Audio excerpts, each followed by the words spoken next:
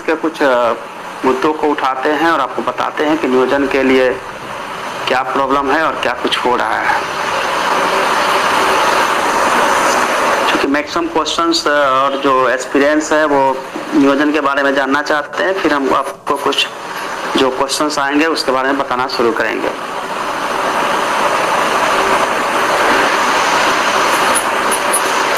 देखिए, शिक्षक बहाली को लेकर आप सबको पता है कि यह शिक्षक बहाली जुलाई 2019, आप ध्यान से सुनेंगे, 2019 की शिक्षक बहाली प्रक्रिया थी, जिसको कि NIOS DLED को NCT ने मना किया था, उसको ऑप्शन नहीं दिया गया था। ऑप्शन नहीं देने के बाद यह नियोजन की प्रक्रिया पूर्ण होनी थी दिसंबर में, जिसका कि कट ऑफ डेट 22 नवंबर था। 22 नवंबर के बाद किसी भी तरह की कोई एप्लीकेशन एक्सेप्ट नहीं किए जाने थे, लेकिन इसके बीच में ही हाई कोर्ट का डिसीजन आता है कि 30 दिन का समय NIOS DLED को दिया जाए। अब चूंकि आप सबको पता है कि टीचर ट्रेनिंग या BEd से जुड़े हुए मुद्दे को NCT देखती है। NCT जिस भी इंस्टीट्यूट्स को मान्यता देती है, राज्य सरकार या केंद्र सरकार, उसी इंस्टीट्यूट्स को जो डिप्लोमाधारी या फिर BEd जिन्होंने किया है उसको मान्यता देती है। क्योंकि आप सबको पता है कि NCT के गाइडलाइन के हिसाब से ही इंस्टीट्यूट जो है उसको एफिलिएशन प्राप्त है। चूंकि हाईकोर्ट से डिसीजन आता है कि 30 दिन का समय दिया जाए NIOS DLED को और NCT ने ही मना किया था, उसके बाद विभाग से पत्राचार होता है NCT के, और वहां से एक लंबे समय के बाद यह डिसीजन होके आता है कि नहीं, जो पटना हाई कोर्ट ने डिसीजन दिया है उसको सम्मान किया जाता है और उनको अवसर दिया जाए। तो चूंकि NCT ने ही मना किया था और उसने ही फिर एक्सेप्ट किया, उसी को ध्यान में रखते हुए 8 जून को 15 जून से लेकर 14 जुलाई तक NIOS के जो DLED हैं उनको एप्लीकेशन करने, आवेदन करने का समय दिया गया। यहाँ तक तो ठीक था, आवेदन होना था। उसके बाद जो न्यू शेड्यूल जारी की गई उसके मुताबिक 31 अगस्त तक प्रक्रिया को पूर्ण कर लिया जाना था। लेकिन इसी के बीच में सीटेड दिसंबर की तरफ से जो माननीय उच्च न्यायालय में रिट दायर किया गया, जिसमें कि 3 सितंबर तक के लिए स्टे किया गया। स्टे 2 तरह का था। पार्शियल स्टे इसको कह सकते हैं कि प्रोसेस कंटिन्यू रखिए, आपको अपॉइंटमेंट नहीं देना है केवल। तब तक कोई समस्या नहीं थी, क्योंकि अपॉइंटमेंट नहीं देना है तो नियोजन की जो प्रक्रिया थी वो चल रही थी। मैंने पहले भी कहा था कि नियोजन ससमय होगा। उसकी वजह सिर्फ यह थी कि केवल अपॉइंटमेंट नहीं देना है तो नियोजन की प्रक्रिया पूर्ण कर लेनी थी, मेधा सूची तैयार हो जाती, सब कुछ हो जाता। बट इसके बीच में फिर से चूंकि 1 से 5 तक में DLED को प्राथमिकता दी गई थी, तो BEd की तरफ से एक रिट दायर होता है और उसमें 7 सितंबर तक यह कहा जाता है कि आप इसको स्टे रखिए। उसकी वजह यह है कि जो दिसंबर में विभाग की तरफ से लेटर निकली थी, जिसमें कि DLED को प्राथमिकता दी गई थी 1 से 5 तक में, और प्राथमिकता देने के साथ यह लेटर इशू किया गया था कि दोनों की मेरिट, DLED की और BEd दोनों की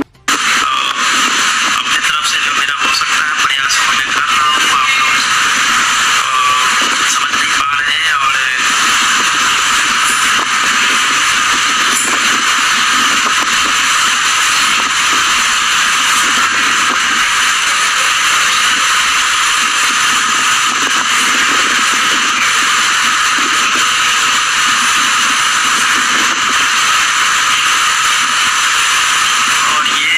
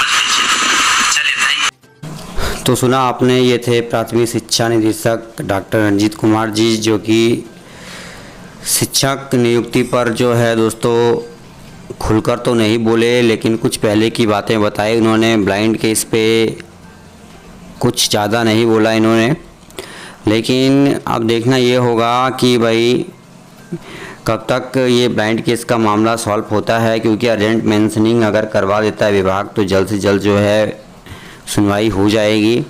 तो प्राथमिक शिक्षा निदेशक आज लाइव तो आए थे, लेकिन शिक्षक नियोजन पे कम ही बातें की उन्होंने।